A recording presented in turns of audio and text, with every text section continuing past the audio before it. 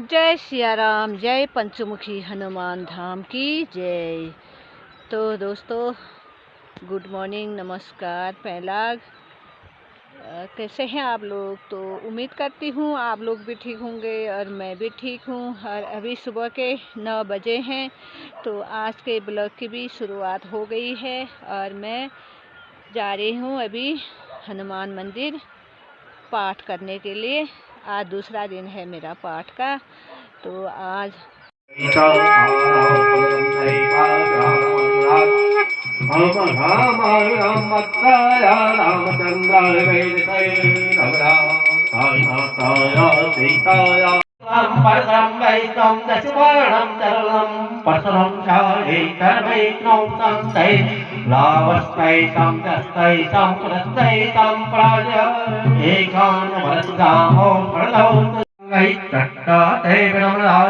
हरि ओम प्राणान्तवा गणपतिगं हवामहे प्राणान्तवा त्रिपतिगं हवामहे निहिनान्तवा निहिपतिगं हवामहे वशो मम आहम जानि गणमातुं जाति गणवता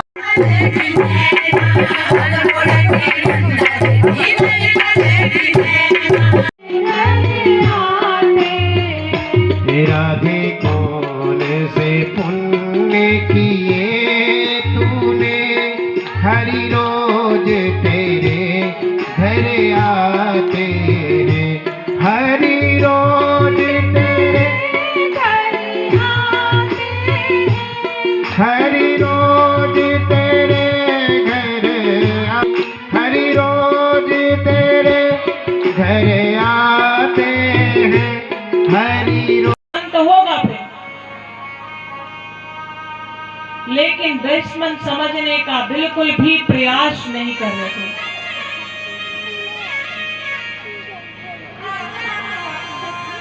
इस तरह से जब दुश्मन नहीं समझने लगता है और उसका काम मोक्ष सब छोड़ करके भोग विलास में ही लिप्त रहने लगते हैं।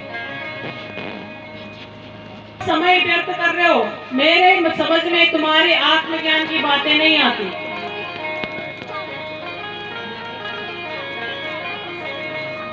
और आत्मज्ञान की बातें आप दुश्मन को समझाने का प्रयत्न नारद जी इतनी तत्परता से क्यों कर रहे थे? जब कोई अच्छा व्यक्ति, धार्मिक व्यक्ति राह भटक जाता है तो ऋषि मुनियों का कर्तव्य होता है कि उन्हें रास्ते पे लाने का प्रयत्न किया जाए। जो धूर्त है, जन्म से ही धूर्त है, उसको तो कोई रास्ते में लाने का प्रयत्न भी नहीं करता। लेकिन दुश्मन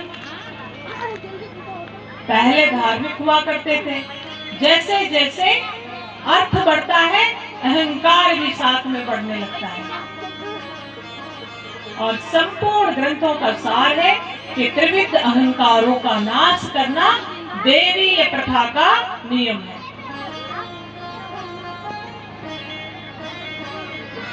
देवीय प्रथा देवताओं के द्वारा बनाई गई नियमावली, त्रिविध अहंकारों को समाप्त करने की। नारद जी ने दुश्मन को बुद्धि ही न करे, अंततः उनसे कहने लगते हैं, नारद जी आप हमें मत समझाइए, 4 दिन की जिंदगी है, मर जाना है, सब कुछ यही रह जाएगा, तो आप हमें हमारे हिसाब से छोड़ दें। हम लोग भी यही करते हैं। जहाँ धर्म हो रहा हो, जहाँ धार्मिक कार्य हो रहा हो, जहाँ कथा हो रही हो, वहाँ हमें समझ में नहीं आता। वो इसलिए बनाई गई थी भक्ति और खिलजी जैसे उनके अधर्म से बचने के कारण पैर रंगने की प्रथा थी, ताकि उनके पग चिन्हों से पता चल सके कि कहां की तरफ गई। इतिहास में देखिए, स्त्री की विद्वत्ता इतनी सशक्त थी कि समस्त सामवेद जो गायन का वेद है, उसमें मां सरस्वती स्वयं विराजमान है और समस्त वेदों की मंत्र के जो समूह हैं जितने भी हमारे वेद है, 4 वेद, ऋग्वेद, यजुर्वेद, सामवेद और अथर्ववेद, उसके जो मंत्रों के समूह हैं उनके नाम को हमने ऋचा नाम दिया। क्या नाम दिया? ऋचा। मंत्रों के समूह को ऋचा कहा जाता है। वो स्त्री है, ऋचा स्त्री है। सारे मंत्रों का समूह जब स्त्री है तो वो कहां से अशक्त और निशक्त और अबला हो गई? बताइए कहां से? अबला तो थी नहीं। ऋग्वेद में तो कहां अबला थी? श्रीमती शब्द यूज होता था। अगर शादी हो गई तो श्रीमती, और शादी न हुई तो सुकुमारी। श्रीमती का मतलब श्री यानी लक्ष्मी, मति यानी बुद्धि। तुम्हारे आने से जहां श्री भी आए और बुद्धि भी आए वो श्रीमती। लक्ष्मी स्वरूपा इसीलिए आदमी मानते हैं। आरती करने का जो प्रथा चल रही है वो यूं ही नहीं चल रही कि विवाह के दिन आपकी लक्ष्मी मान के आरती की जाती है। वो हमारी भारतीय ऋग्वैदिक परंपरा है। और ऋग्वैदिक परंपरा में स्त्रियों का बहुत सम्मान है। तो अबला तो है ही नहीं। अबला अबल बनाई गई हूँ, सबल रूप में नारी हूँ, खेतों की हरियाली हूँ मैं, हर घर की उजियारी हूँ। गौरी के नंदन की हम वंदना करते हैं,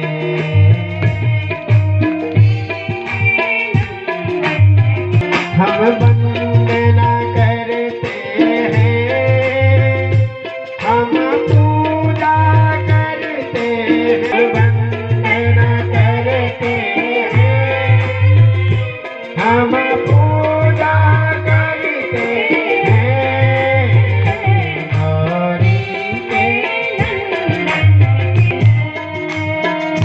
गौरी के नंदन की करते हैं।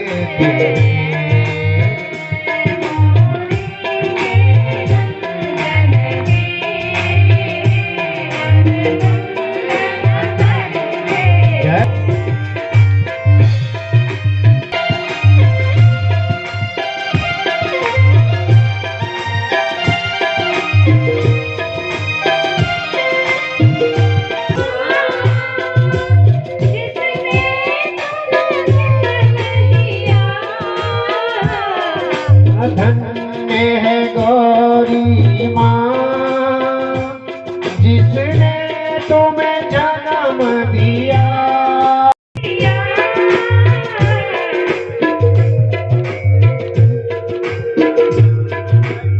भोले भंडारी ने तुमको उपदेश दिया।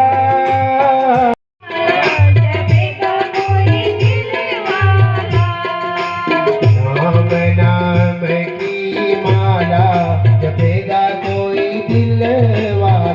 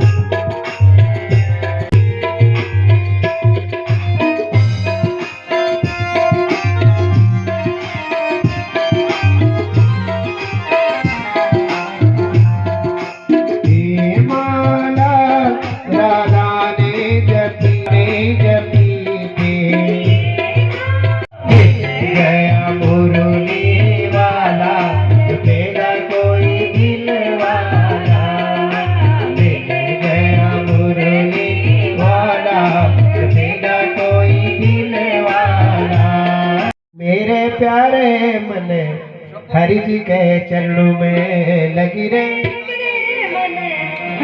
मेरा प्यारा मन के चरणों में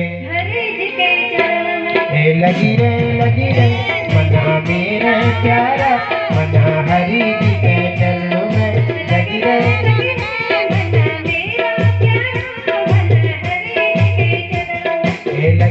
लगी रे मना मेरा प्यारा।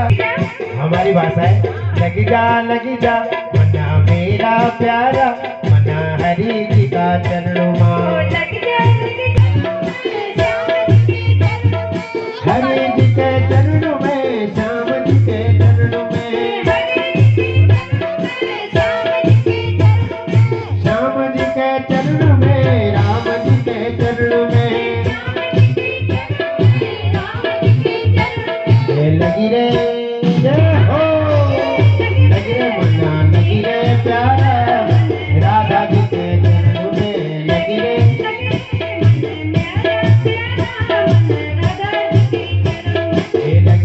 लगी रे मना मेरा प्यारा मना राधा जी के चरणों में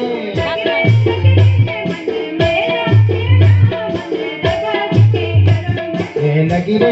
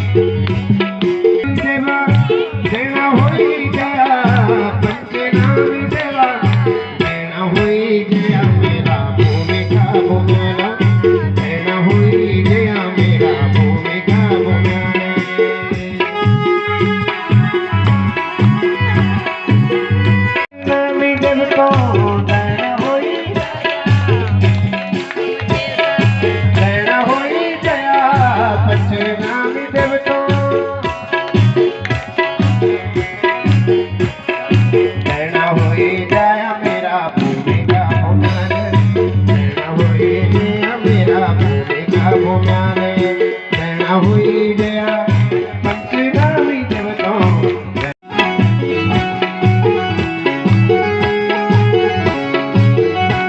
गया मेरा काशी विश्वनाथ दैना हुई गया काशी विश्वनाथ दैनी हुई गया मेरे गंगा भागीरथ दैनी हुई गया मेरे गंगा भागीरथ दैनी हुई गया मेरे गंगा भागीरथ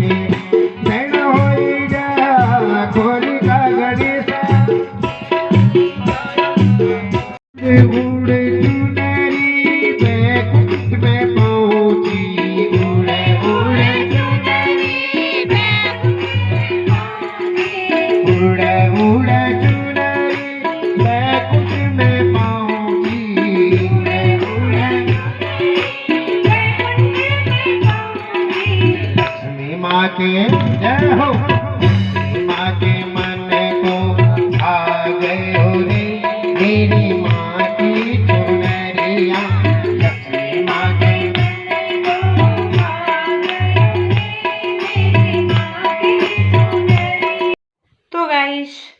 हो गया है मेरे पति का खाना वाना। तो अभी रात के 9 बज चुके हैं। तो आज का ब्लॉग यहीं पर एंड करती हूँ। फिर अगले ब्लॉग पर मिलेंगे। Good night.